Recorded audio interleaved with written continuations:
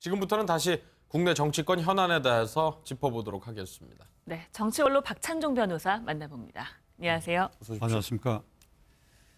청문회가 계속되고 있었습니다. 그래서 쭉 보셨는지 일단 궁금하고, 그리고 사람들이 계속 이제 뭐 맹탕 청문회다라는 지적을 하는데 그거에 대해서는 차근차근 한번 살펴보도록 하겠습니다. 일단은 어떤 인상을 좀 받으셨는지 궁금합니다. 청문회 시간 나는 대로 계속 지켜봤지요. 예. 그래야 일요일 아침에 이제 고 앵커한테 질문을 받으면 질문 답변하실 수 답변거리를 있으니까요. 마련해야 돼요. 예. 이번에는 최순실 게이트인데 최순실이 빠져버렸어요. 예. 그리고 그와 관련된 핵심 증인들도 다 빠져버리고 그러나 뭐 그런 대로 소득이 없었던 것은 아닌데 예. 국회 청문회 제도 자체를 이번 기회에 이거 진짜 개혁을 해야 돼요. 제가 국회에 있는 동안에도 계속 주장했던 것인데 네. 이게 자체 정화 능력이 없어. 정당끼리 당리당략이 충돌하는 바람에 이게 청문회는 조사 청문회와 정책 청문회로 나누어 가지고 조사 청문회의 경우에 이 출석을 불응할 때는 구인장을 발부했어야 돼요. 예. 지금 동행명령장을 발부하니까 동행명령 갖고 가도 내가 안 가겠다고 거부해오면 그만입니다. 그렇죠. 그다음에 불출석해도 그저 벌금 정도 물고 마니까 이래 갖고는 안 되지요. 미국처럼 불출석했을 때는 강제로 구인, 그러니까 예. 구속해 와야 되고, 그다음에 불출석했을 때는 엄정한 사법 처리로 벌을 가해야 돼요. 그러니까 이거 제도를 고쳐야 되고, 그다음에 지난주 청문회에서는 이제 그 핵심적이었던 것이 그 박 대통령의 2014년 4월 16일 세월호 참사 당시에 그날 낮에 동정에 관한 것인데 예. 많은 의문점은 제기됐지만은 그런대로 박 대통령의 직무 스타일에 대해서는 그 상당 부분 밝혀졌다. 저는 이렇게 생각합니다. 예. 22일에 있을 5차 청문회에서는 우병우 전 수석도 이제 참여를 한다고 하고요. 출석 의사를 밝힌 상태입니다. 그리고 간호장교도 출석을 한다고 합니다. 어떤 부분들을 집중적으로 밝혀야 될 것을 보이십니까? 우병우 수석은 제 느낌으로는 그 민정비서관으로서 민정수석까지 약 2년간 재임하는 동안에 그게 이른바 문고리 3인방 정윤회 씨와 관계된 그 찌라시 사건이 있었잖아요. 예. 거기에 최순실 게이트 요소가 그 다 들어가 있었는데 그때 비서실장이 물론 김기춘 실장입니다. 이 두 사람이 그 문제의 심각성을 깨닫고 대통령께 단판적 보고를 하고 가닥을 잡았더라면 오늘 사태는 이렇게 되지 않았다.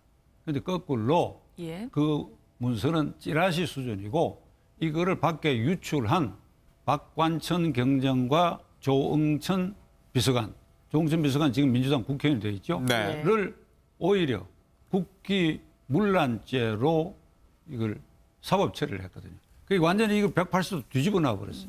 거꾸로 이렇게 했더라면 오늘 박근혜 대통령이 탄핵을 맞는 사태는 없었을 것이다. 예. 그러니까 그 부분에 있어서 직무유기를 했느냐 안 했느냐 하는 것이 뭐 청문회 조사에서는 안 드러날 것이고 특검은 분명히 제가 말씀드린 이 각도로 김기춘 실장과 우병우 수석에 대해서 따지고 들어갈 것이고 특검에서 어떤 성과가 나올 가능성이 충분히 있는 사안이다.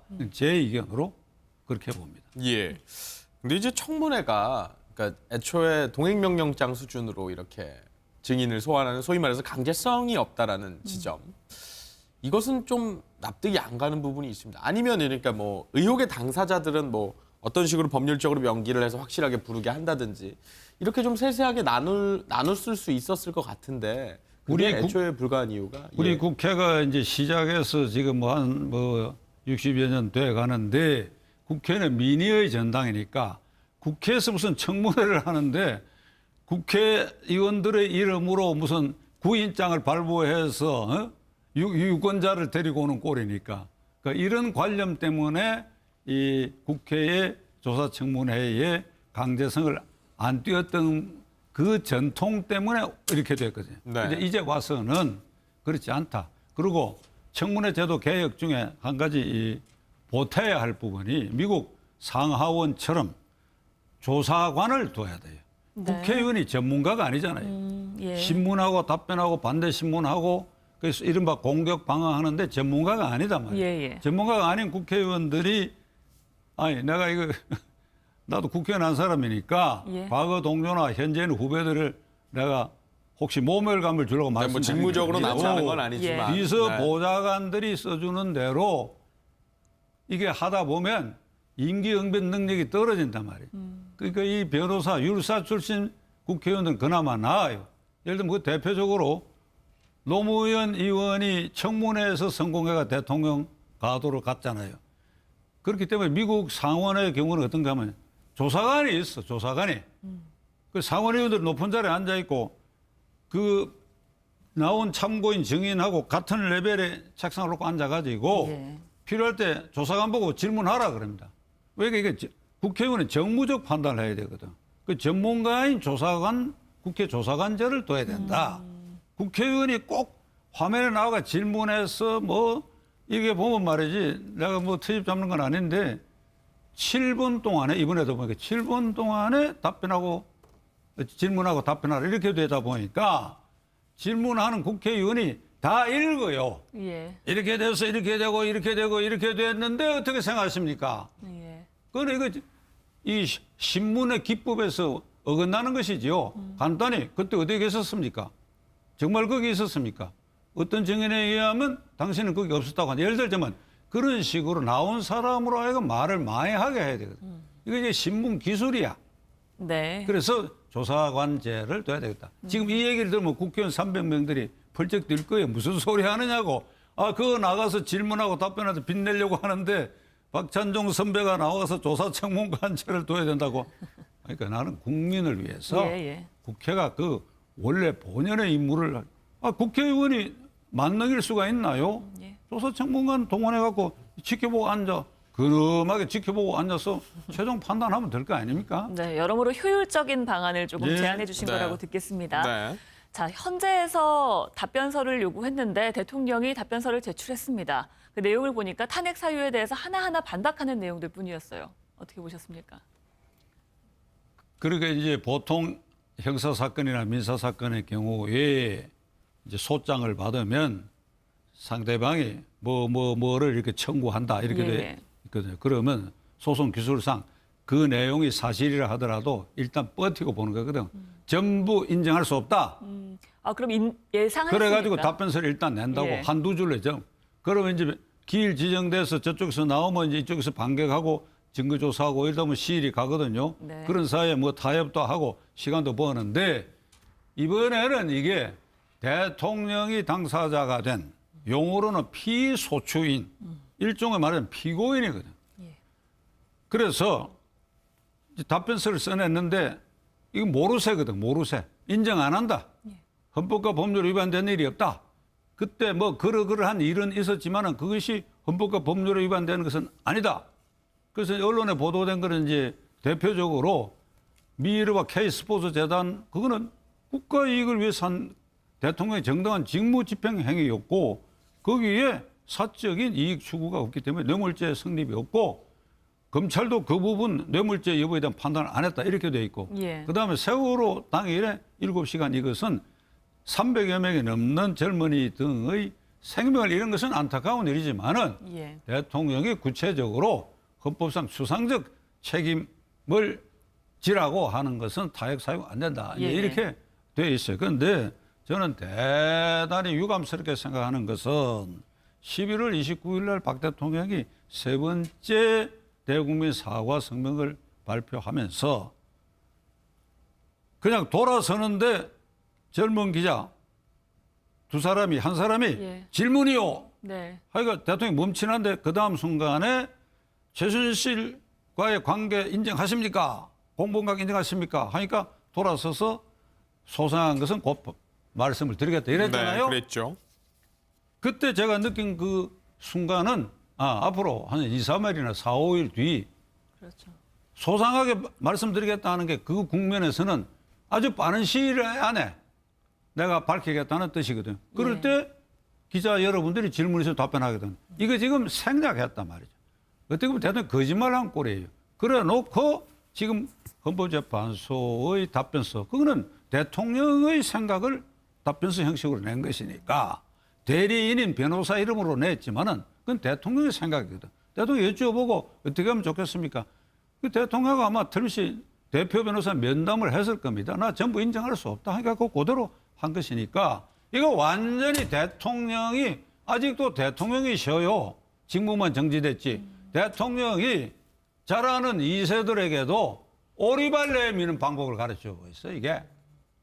이게 뭐 사법적 절차로 일종의 헌법재판소 절차로 그렇게 할 수 있지만은 이 사건의 성격과 당사자가 우리의 국가 원수인 박근혜 대통령이라는 것, 그리고 11월 29일 그렇게 약속했던 거, 이런 게 비춰봐서 어째 그렇게 이렇게 오리발을 내밀 수 있느냐. 오리발을 저보고 이 얘기하라 그런다면 우선 7시간 문제 있잖아요. 예. 이거 이런 식으로 오리발 내밀면 안 되죠. 지난주 청문회에서 어떤 게 드러났습니까? 김장수 당시 안보실장이 이 10시 전후에 서면으로 보고서를 만들어가고 대통령이 어디 계신가? 공관 집무실인가? 아니면 관전가? 어디 계신지 모른다. 비서실에서 그러기 때문에 두 부를 만들어가지고 보좌관의 육군 중령이 자전거를 타고 본관에 가서 문고리 3인방 중에 한 사람에 전달하고 관저에 가서 문고리 3인방에게 전달했다. 저는 이 증언이 비공개로 했기를 그 순간에 바랐어요. 아이쿠, 이게 전 세계가 보고 있거든. 예. 대한민국 대통령, 대한민국 최고 권력자인 대통령이 위기 상황이 발생됐는데 그 위치가 어디며 거기 안보실장, 안보 책임을 진 실무 책임자가 대통령의 행방을 모르고 있다라고 하는 것이 이게 온 세상에 알려졌을 때 우리나라와 이해관계를 가진 나라가 많잖아요. 당장은 김정은의 북한도 있고 이 청와대를 얼마나 만만하게 생각하겠느냐. 이거 국가 시스템이 완전히 망가진 것이고 대통령도 출퇴근 개념이 있어야 됩니다. 절대로 있어야 됩니다. 예. 9시 되면 특별한 일이 없는 한 공관 집무실에 나와 정좌해서 비서실장과 관계 수석 비서관으로부터 그 나라 일정 주요 현안 보고를 받고 이런 절차를 밟고 있었으면 10시쯤 사건이 터졌을 때 안보실장이 뛰어와서 대통령하고 참모하고 회의가 되었을 거 아니에요. 그럼 텔레비 화면을 보고 아 이거 여기 종합청사에 있는 국가재난지휘본부에 가봐야 되겠다. 빨리 준비해라. 대통령이 그 현장 10시 반쯤 거기 가 앉아가지고 배 꺼지는 모습을 보고 어떻게 하고 있느냐. 몇 마디 지시만 했다 하더라도 오늘날 박 대통령 이 지경에까지 이 문제까지 몰리지 않았을 것이다. 그래서 저는 우리 국가 시스템이 이렇게 뭉그러진 이 순간을 보고 말이죠. 이게 해외 토픽감이 됐다라고 생각할 때 소름이 끼쳐요. 94년에 이 얘기 좀 깁니다만은 클린턴 대통령이 한국을 방문한 일이 있습니다. 그 제가 듣기로는 미국 대통령은 공식 행차를 하거나 사석에 있거나 간에 반드시 이 주요 군 부대에 대한 지휘 명령이 집적되어 있는 통신, 예. 송수신 이 최신 첨단 기구를 007백 같은 데 딱 넣어가지고 공식 행차할 때는 육군 대령인가 한 정복을 입은 군인이 대통령 아주 측근에 가까이에 이 가방을 들고 수행을 해요. 그리고 백악관 집무실에서 잠을 잘 때도 그건 물론 문 바깥에 그것이 항상 대기되어 있고.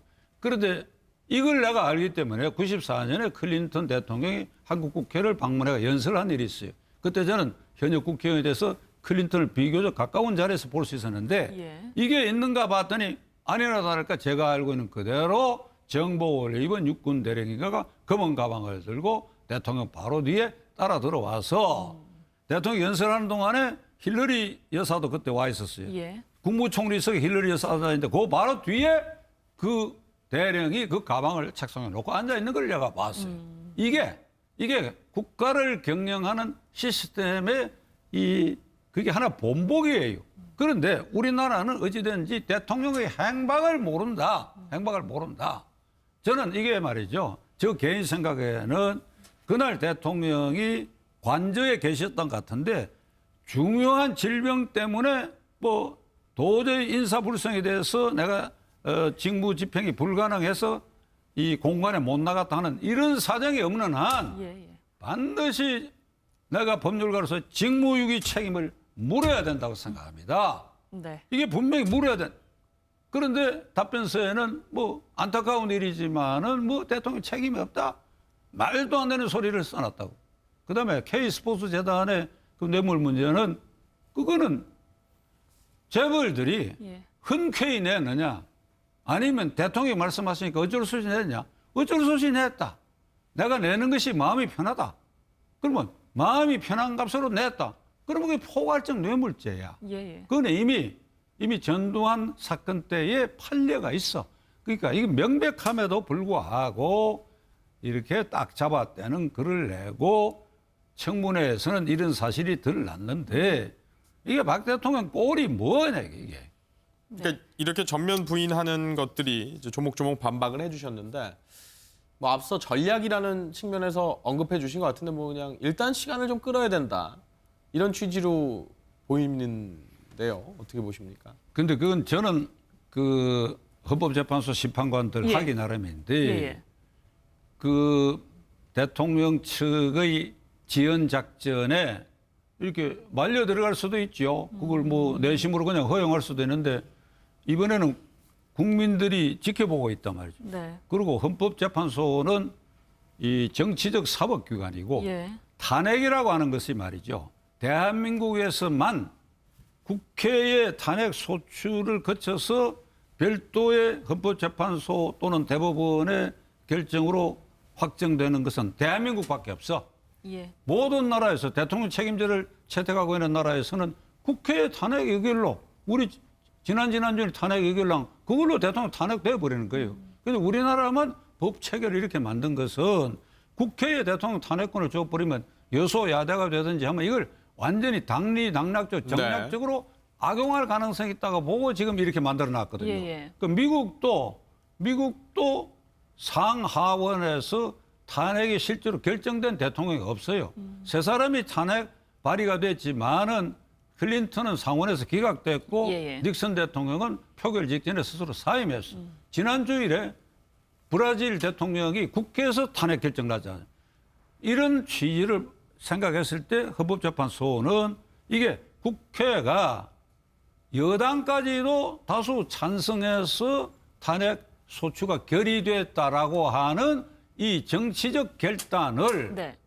헌법재판소는 주목을 해야 돼요. 예. 따라서 소송을 지연할 이유가 하나도 없습니다. 네. 이쪽에서 이제 이렇게 얘기해요. 예. 노무현 대통령 때보다도 가지수가 많으니까 그걸 일일이 확인하려고 하면 시간이 걸린다고 이렇게 얘기하는데 네. 그건 잘 모르고 하는 소리예요. 그런데요, 이번에 헌재에서 그동안 변호사께서 말씀하신 건 이제 헌법 위배 사항이 여러 가지 있지만 그중에 한 개만 위배가 인정돼도 탄핵이 된다라고 말씀하셨지만 물론이죠. 헌재에서 이번에 소추 사유를 선별적으로 심리하지 않고 모두 검토하겠다고 이미 밝혔습니다. 제가 말씀드리는 것은 예. 변론이라고 해서 5가지면 5가지 전부 중에 하나만 골라서 이견을 묻는 게 아니고 네네. 다 물어야 돼요. 네. 다 묻는데 그것이 시간이 걸리지 않겠냐고 우려하는 사람들이 예. 있는데 네. 시간이 안 걸린다 이거지요. 헌법재판소 입장에서는 검찰에서 조사한 자료가 있다. 이걸 저쪽 이제 대통령 측의 제시가 인정하느냐 안 하냐. 인정 안 예. 한다 그러면 그 당사자를 부르는데 그게 몇백 명 아니잖아요. 몇백 명, 네. 몇십 명인데 하루에 집중적으로 하면 며칠 만에 인정 안 하는 거 확인은 간단해요. 이래 놓고 그중에서 가장 결정적인 것을 고르거나 아니면 전부를 골라갖고 이 전부가 걸린다고 할 수도 있고 결정적인 하나만 판단해서 이것만 갖고도 충분하다. 예. 최종 기준은 이겁니다. 모든 사실을 정리해가 인정되는 사실을 놓고 이 정도가 대통령이 직무를 계속할 만큼 국민의 신뢰가 있느냐, 국민의 신뢰를 잃어버렸느냐. 네네. 국민의 신뢰 유무가 헌법재판소의 탄핵 결정 유무의 기준이 된다 이죠. 네. 유무죄가 아니에요. 예. 이것도 하나만 여쭤볼게요. 지금 헌재가 검찰과 특검의 수사 기록을 요청했는데 박 대통령 변호인단 측에서 이거는 법에 위반된다라면서 이의 신청을 했거든요. 이건 어떻게 된 겁니까? 좀 쉽게 설명해 주시죠. 예. 그건 현재 좀 어려우니까. 수사나 예. 재판 진행 중에 있는 것은 자료의 제출을 예. 요청을 못한다 이런 이야기거든요. 네네. 그러면 수사가 끝난 부분 있잖아요. 수사가 예. 끝난 그 자료는 얼마든지 제출을 요구할 수 있는 것이지요. 네. 제출. 그럼 그래, 자료를 예. 받는 데는 문제는 예. 없겠군요. 그리고 네. 헌법재판소가 자료 제출 요구권은 그런 것보다 더 상위의 개념으로 다뤄야 되기 때문에 예. 이미 수사가 끝난 참고인이나 피의자 신문 조서 그것은 제출 요구를 받아야지요. 예. 네. 만일 그걸 인정 안 한다 그러면 이 재판이 그러면 대법원 확정 판결까지 갈 때까지 그러면 3년도 걸리고 4년도 걸리는데 그런 우려가 있습니다. 말이 아닌 소리지. 네.